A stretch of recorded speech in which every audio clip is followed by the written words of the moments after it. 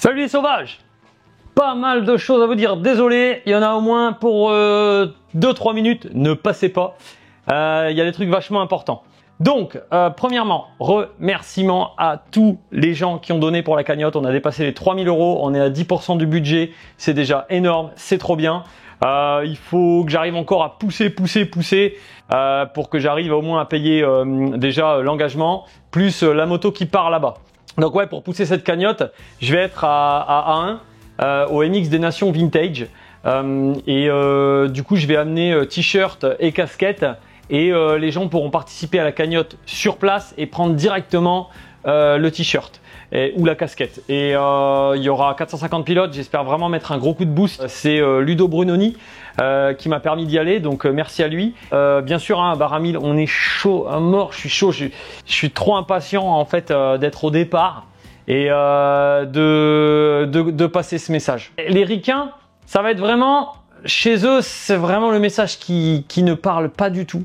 Donc ça me tient vraiment à cœur d'y aller, je suis vraiment trop chaud et voilà. Ensuite, voilà, des news. Restez attentifs les man, il y a pas mal de choses qui vont se passer 2025-2026. Il faut que je m'entraîne pour la Baja. Je me suis dit qu'est-ce que je peux faire de méga hard et donc j'ai décidé de partir vers le 5 ou 6 septembre de Paris pour rejoindre Ourika. Que par les sentiers hard. Donc je pense que j'en ai pour 15 jours, je vais me faire quelques nuitées sans m'arrêter.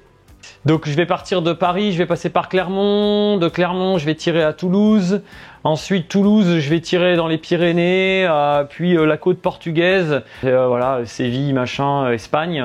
Là, au Maroc, j'ai jamais trop le temps de rouler pour moi, donc j'ai décidé de me faire tout le Rif que par le hard, descendre par Ifrane et compagnie, et ensuite me remonter tout l'Atlas, donc il y a à peu près 400 km, ouais 400 km, de single hard, des trucs qui n'ont jamais été ouverts du coup parce que je suis jamais allé et à part à pied ça n'a pas été ouvert.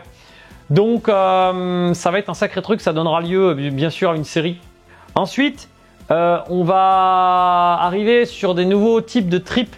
Donc bien sûr il y a les trips au Maroc XLS qui continuent, mais il y a aussi des ouvertures de dates de trips en Indonésie. C'est vraiment encore une fois le côté aventure et immersion.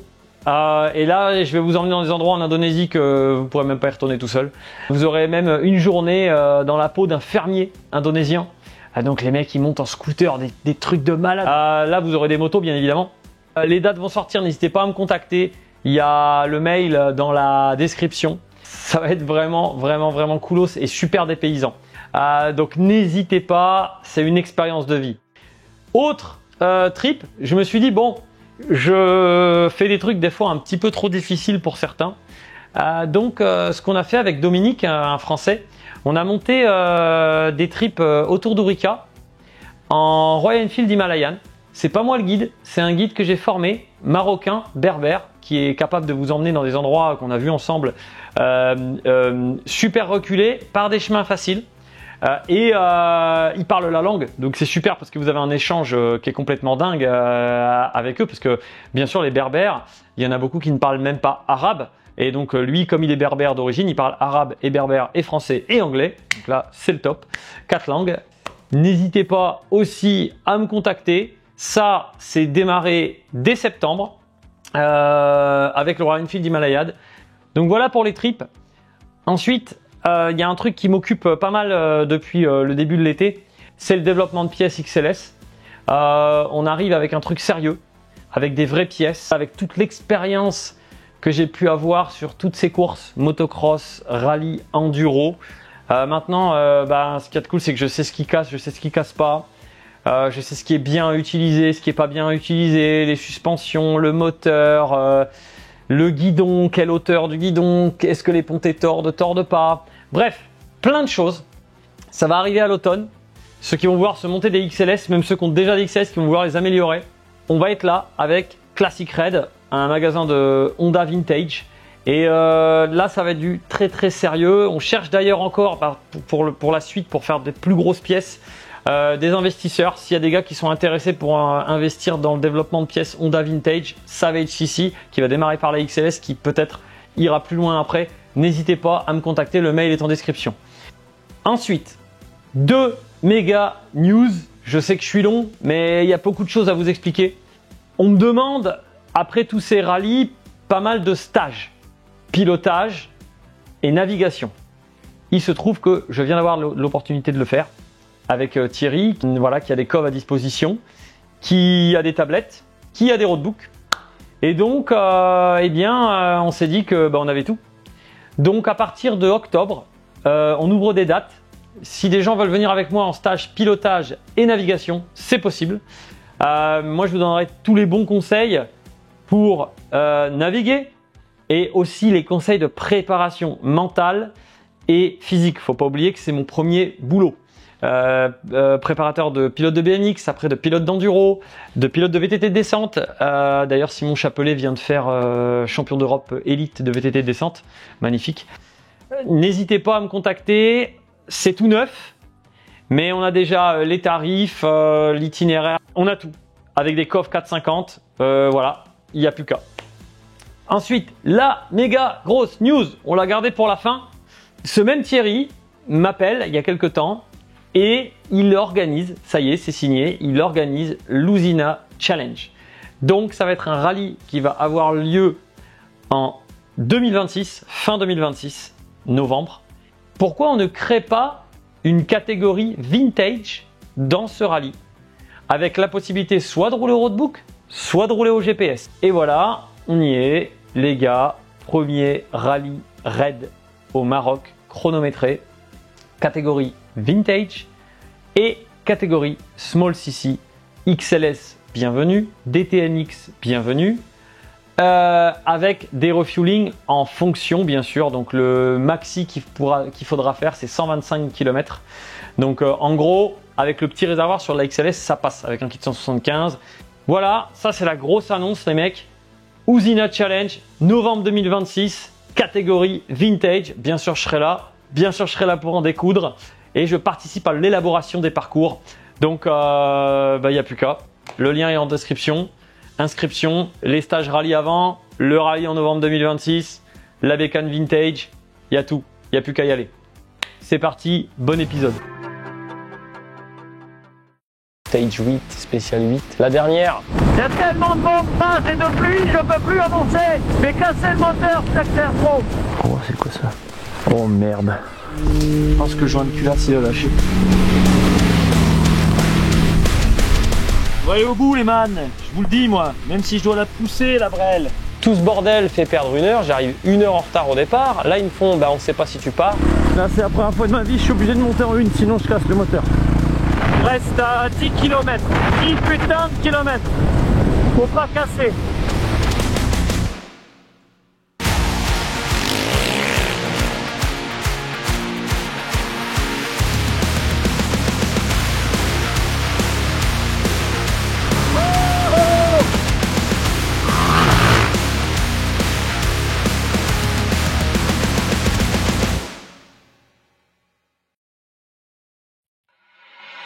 C'est parti pour le dernier épisode de la série. La dernière spéciale va être une bataille contre la montre. Le moteur a pris un sale coup dans les dunes et chaque kilomètre parcouru nous rapproche de la casse. Et il est impossible pour Greg de devoir s'arrêter si près du but. Stage 8, spécial 8. La dernière, je suis remonté 14 au classement, je suis content. Donc là, bon bah c'est bon quoi. Jamais rien n'est réglé en rallye raid, mais je veux dire tu traînes et puis c'est bon. Faut vraiment tout faire dans cette baraque. Oh putain la petite coquille, beauté. Tiens, laisse donc. Ah j'arrive pas, bon, je vais dans l'assiette. Omelette avocat, fromage blanc, graines de courge. Hop là.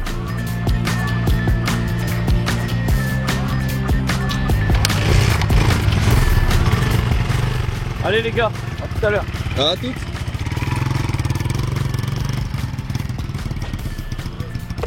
Là, ça part. Une énorme tempête. Une tempête de fou. Oh, la moto veut même plus avancer. Il y a tellement de vent, et de pluie, je peux plus avancer. Mais casser le moteur, ça accélère trop. Oh, le désert, c'est une possibilité. Hein. Le réchauffement climatique, ils disent. Ah bah bonne chance, bande d'enculés. 5. Je peux même pas mettre un 6. Moteur force un peu, j'essaye de pas trop forcer, mais en même temps tu peux pas être trop en retard parce qu'il y a 180 bornes à faire et t'as ton heure de départ. Et là je me dis tiens je vais pas me faire avoir, même si on avait changé le filtre à essence, on avait trouvé un bon. Et je dis je vais pas attendre de tomber en panne pour mettre mes 4 litres d'essence que j'ai dans les sacoches. Je les mets, je m'arrête, il n'y a plus d'huile dans le moteur. Toute l'huile est sortie par le reniflard. On est en liaison et en fait ils ont pas réussi à me rejoindre, Tristan et Brahim, je sais pas ce qu'ils foutent. Et je veux pas prendre le... Oh c'est quoi ça? Oh putain.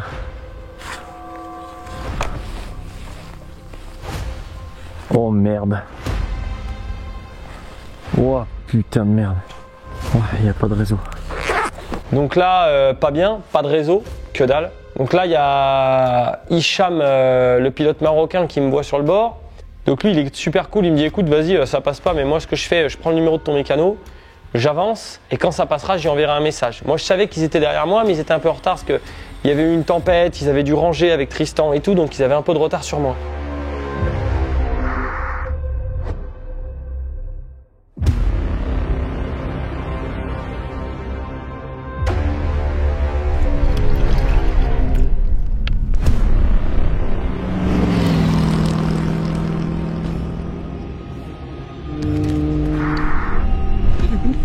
Je pense que le joint de culasse il a lâché. Regarde le sac, il est plein d'huile, j'ai plein d'huile dans le dos et tout, j'ai même pas vu. Et heureusement j'ai dit ouais, je veux pas prendre le risque, tu sais, de tomber en panne d'essence et qu'une merde rentre dans le carbu. Il me fait écoute, il regarde, non, il me dit c'est bon, c'est pas joint de culasse, c'est la segmentation. Donc pas de problème, tu vas perdre de l'huile par le pot. Donc ce qu'on va faire, moi je vais à fond avec le camion, ensuite une fois que j'aurai trouvé mon huile dans un village, je reviens, on vient à la rencontre, on revidange, on met de la 20-50, faut jamais mettre de la 20-50 dans le moteur, hein. Mais là, plus c'est épais, moins ça va passer au segment en fait. Malgré que le segment soit plus bien étanche, mais plus t'épaissis, moins ça passe. On a mis à mort de P18. De toute façon, le problème c'est que dès que le moteur chauffe, en fait, le cylindre se dilate plus. Les segments ils sont morts, donc tout passe à travers. Donc le but c'est que le moteur chauffe pas. Donc tu as deux solutions. Tu as plusieurs facteurs qui vont faire que le moteur ne chauffera pas. Ce qui est cool déjà, c'est qu'il fait froid. Ensuite, tu as le fait de ne pas rouler vite. Et la dernière chose, c'est qu'il y ait le moins de friction possible. Donc le P18, il va aider à ça. Et je vais prendre le P18 et de l'huile en rab. Si je vois qu'il manque un peu, je peux en remettre. Et si j'ai vraiment plus d'huile, je mets tout le P18 et ça permet de rentrer. Voilà, parce que lui, en fait, il va tout protéger et il fera que le moteur ne peut pas serrer, normalement. L'essence, c'est une grosse saloperie.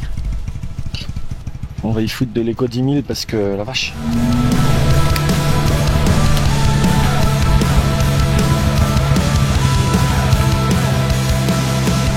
On va aller au bout, les man. Je vous le dis, moi. Même si je dois la pousser, la brêle. Même si je dois la pousser pendant 50 km, j'en ai rien à foutre. C'est celle du taf, de toute façon. Je vais la briller.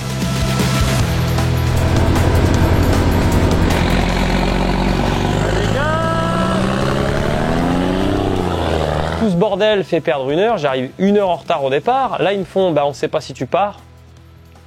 T'es sérieux, mec, après tout ce que j'ai fait? Après tout ce que j'ai fait depuis 6 mois, t'es en train de me dire peut-être je pars pas. Je ne me pose même pas la question si je vais partir ou pas, pour moi je pars. De toute façon, même s'il me dit non, je vais passer par le côté, je m'en fous, je partirai. C'est plus des voitures très rapides ici, hein. Oh, c'est pas un problème ça, je me pousse. Oui. Ouais, t'inquiète. Partir après la bête là.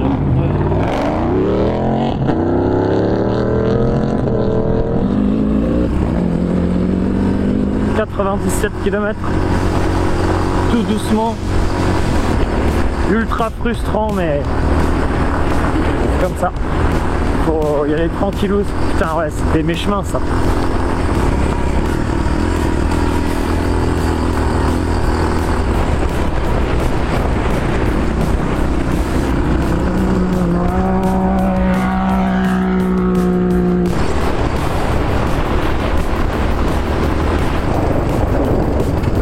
Ah ouais, carrément.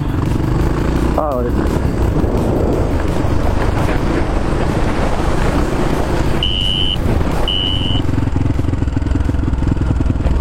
Ah ouais, là ça va être un poil casse-couille l'histoire. La télécommande ne fonctionne plus.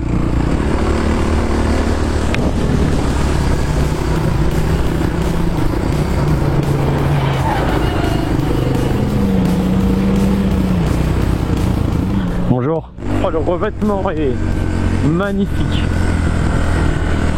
Soit j'aurais été très vite, soit je me serais carrément défoncé. Parce que là vraiment c'est parfait pour aller à 2500 km/h, même en XLS.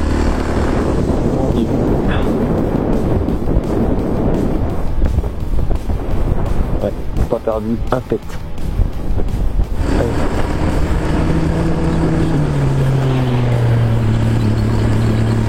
Oh là là, comme ça freine. Non mais gros, ça va pas ou quoi? Je prends le virage à la même vitesse alors que j'ai le moteur cassé. C'est parfait pour casser.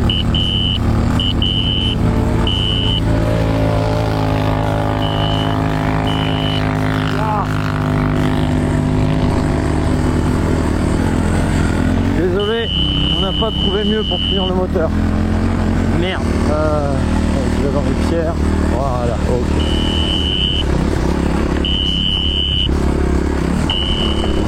Allez.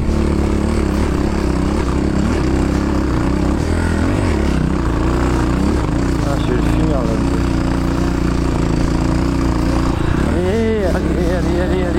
Allez.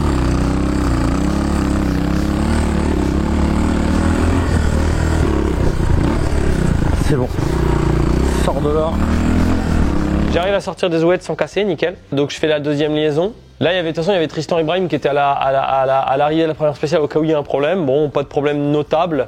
Donc, jump.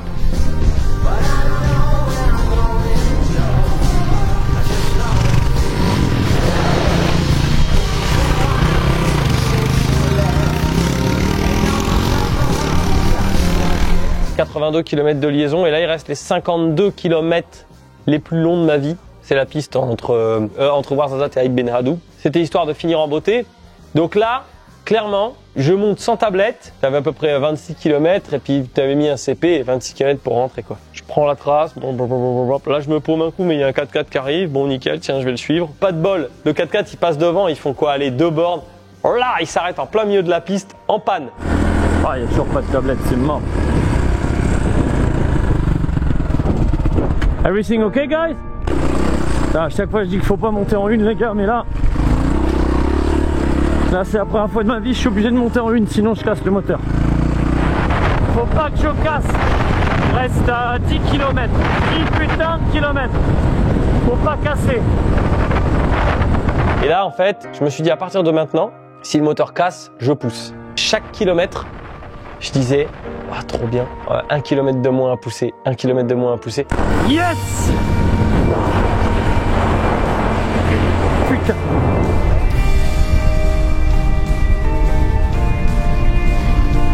Ah, il est fort!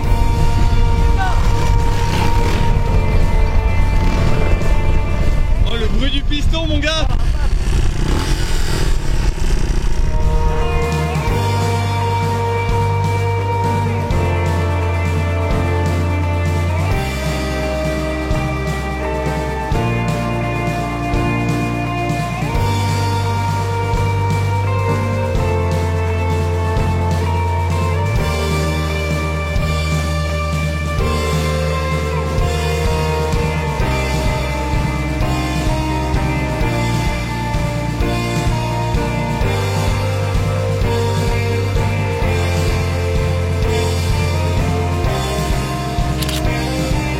No problem. I enjoyed the whole week seeing your driving style. Ah, thank you. Colleague, we both drive enduro, and you're driving every time like a motocrosser. Ah, yeah. Not like a rally. In the turns, you're not like this, like rally guys, but you're like. I enjoyed it. Thank you. Congratulations, the same, yeah. Merci beaucoup, merci. Better than your car? No? I think, yeah. Here? The big start, Supercross. Yes. But 3,000 kilometers with this. So Yeah. like it's better than the ones with the. Ah. Merci Brahim. Félicitations. Merci beaucoup Gert. Merci pour tout. I am Gert Husson from Belgium and I'm the organizer of the Morocco Desert Challenge. We're here in Ouarzazate for the arrival of the 10th edition of this rally. Over the past 8 days we've been doing 3,150 kilometers. We started by the Atlantic Ocean close to Agadir and we finish in the Atlas Mountains in Ouarzazate. We are with 850 to 900 people in the bivouac coming from 23 nationalities. 370 vehicles are here together, 60 side-by-sides, 50 or 60 cars, 40 motorbikes, 8 race trucks, and then a massive organization and a massive assistance teams. I like special projects, you know, something out of the ordinary. And when Greg told me that he wanted to do it with a 40-year-old or 45-year-old Honda 125cc, I said, well, I don't believe this bike can do it, but let's give him a chance. The same thing for the guy who will arrive in a few minutes behind us. There's a Swiss guy with a tractor whose dream it was to do a rally. Well, he's about to cross the finish line after 8 stages as well. So everything which is out of the ordinary, we like. I'm on the concrete now.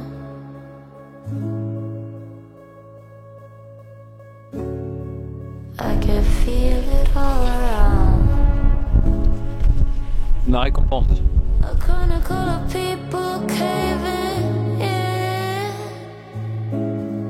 under the pressure of the death temptress. I can see all of fumbling. Toi, 9 jours dans le désert, ça y est, t'es mort. Les poumons, ils ont pas aimé le sable. Ah ouais, j'en ai pris plein la gueule. Hein.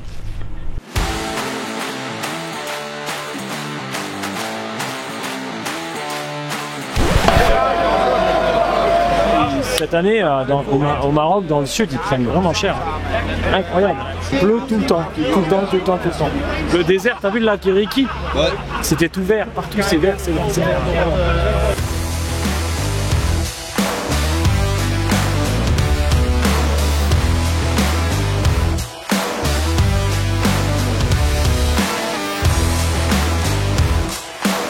Là, on y va, bien sûr, Pandelec juste maintenant. Quoi. Encore une fois, on a appris énormément. C'est ça aussi le fait d'arriver à se relever tout le temps, malgré les problèmes, d'arriver à pousser, toujours pousser plus, parce qu'on est là qu'une fois sur Terre. Hein, on n'est pas là pour se reposer. Et 3150 bornes, ouais, c'est un rallye costaud. Il y a les anciens qui viennent te voir à chaque fois. Mec, tu m'as fait rêver. Wow, legend, quand ils parlent anglais et tout. Il y a même le gars qui a gagné en bagnole, qui est un gars qui faisait du MX2. Il a voulu monter sur la moto et tout, c'est génial quand même.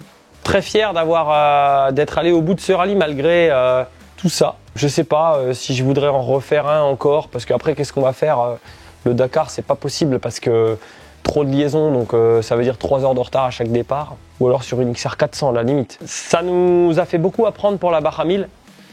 J'ai toujours cet objectif de Baja 1000 en Ironman, c'est-à-dire tout seul. 36 heures pour faire les 1000 miles, 1600 km. On cherche toujours des partenaires d'ailleurs. Parce que le budget n'est pas bouclé, c'est un peu la même chose, hein. Le budget est tendu. Mais j'ai prouvé qu'on peut me faire confiance. Et en plus sur la com avec Tristan, on a prouvé à 2 qu'on est capable de faire le boulot. Là il y a eu un Reels pendant le rallye, on est à 400 000 vues là, 26 000 likes. Il n'y a pas de sponsoring, il n'y a pas de tout ça de post, hein. C'est juste posé et boum, ça pète. Donc il y a un intérêt. Il y a beaucoup de commentaires, il y a beaucoup d'interactions, il y a de l'intérêt. On est là, on est capable de faire le boulot, aussi bien sur la moto qu'en dehors. Et l'équipe, elle est cool. Tristan, moi, Brahim, Lady, ça fait une bonne équipe. On est prêt à relever le défi de la Baja 1000. On a fait quelque chose d'exceptionnel. On en est conscient. Et on est très fiers d'être allé au bout et on remercie énormément tous nos partenaires. Yellow Courtage, Coutellerie Talaya, Shot, Moraco, Up et Vitailleur bien évidemment, Kriga avec le sac à dos, les sacoches, on va pas au bout sans ça. Classic Red qui est notre nouveau partenaire pièces moto, c'est un magasin Honda Vintage. Laurent Seguino avec Oko Mekaron qui nous a bien aidé, le Mekaron avec le P18 et le Oko qui m'a sauvé 100 bornes de crevaison. Et si j'avais été moins bête et que j'avais connu un peu plus le produit, j'aurais juste ralenti et je serais rentré jusqu'à la fin sans problème. Il m'aurait sauvé les 200 km. Cardo System qui nous aide bien cette année pour l'école de pilotage au Maroc, qui nous équipe. Ça c'est top. Donc très fier d'avoir terminé cette épreuve et très fier de faire 14e au scratch sur 38 bécanes au départ. Ça crédibilise à mort le message. Bien sûr, tout le monde ne peut pas prendre une XLS et faire le Morocco Desert Challenge et encore moins faire 14e. Mais si moi je suis capable de faire avec une XLS 14e sur un des rallyes les plus difficiles du monde, ça veut dire que vous êtes carrément capable de sortir de chez vous avec une XLS, une DTMX, une MPK 51 et de démarrer l'aventure après votre portail. Parce que là, vous n'avez pas de chrono, vous n'avez rien, vous avez juste le plaisir à découvrir le paysage et vivre votre vie. Et donc voilà, si je fais ça, c'est vraiment pour ça. Et là, on l'a fait de belle manière. Je reviens en France cet été, donc on peut se croiser à pas mal d'events cet été. Et après, il y a l'école de pilotage au Maroc, où vous pouvez venir rouler avec moi. Et objectif, Road to Baja 1000, la Baja 1000 au Mexique en novembre. Et là, gros gaz. Allez, ciao les sauvages.